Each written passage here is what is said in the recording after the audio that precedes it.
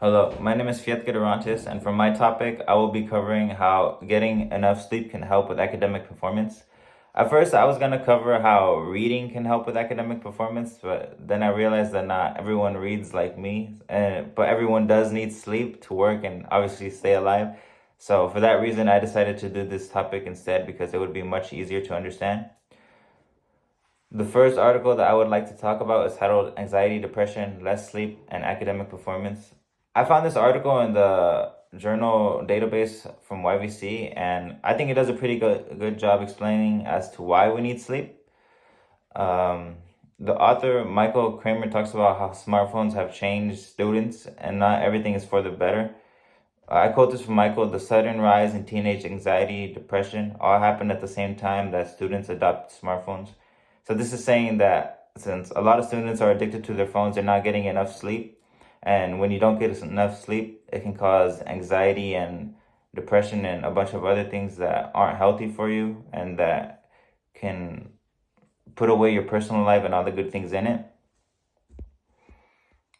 My article is also able to discuss the bad points of not getting a good night's sleep.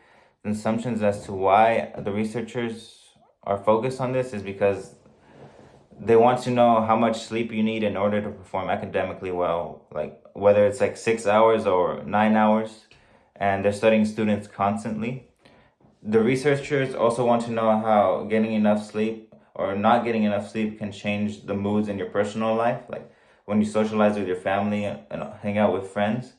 This article is also important to the real world because it may convince every person that is not getting enough sleep to get enough sleep so they can perform academically well.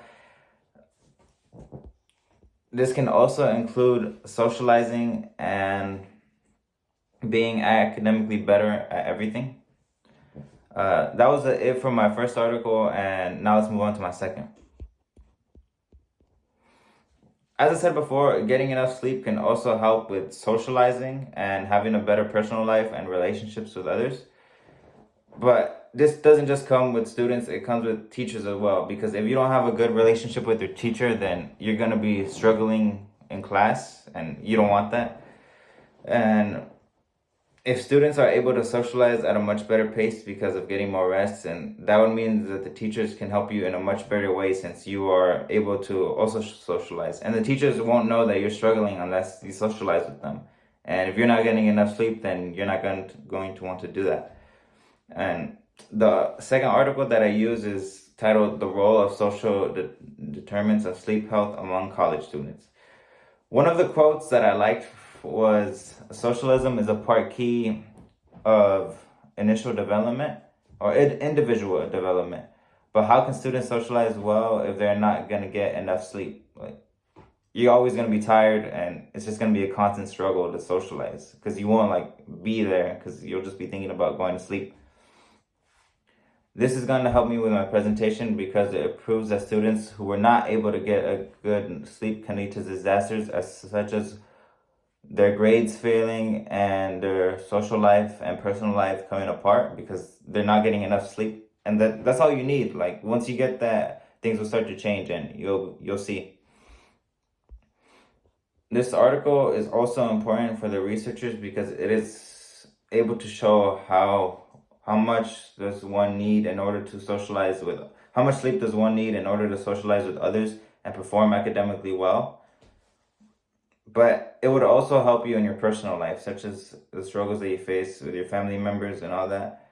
And it would also help in your personal life because if you're not getting enough sleep, but then you start to get enough sleep, you can also tell your family members who aren't getting enough rest to get more rest.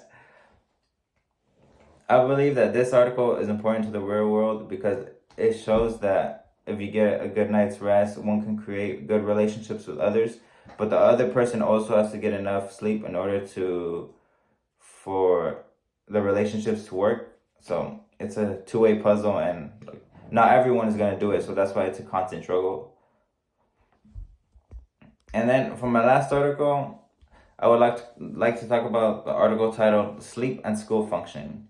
I found this one in the YVC journal database as well. I enjoyed reading this article because it talks or it has a lot of good points for what to use and my presentation, and these are the things that I'm implying right now. And it talks about how eating can also help with sleep. This article also talks about the things that you must avoid doing in order to get more sleep. And a lot of people aren't going to do that because they're just brushing off like my presentation as like something like just another school paper, but like this is important to the real world, whether people see it or not. And I would like to think that the researchers are interested in this topic because they could test both the negative and positive effects the article discusses. This article is important to the real world because it spreads information if you need or if you want to get better rest. I will.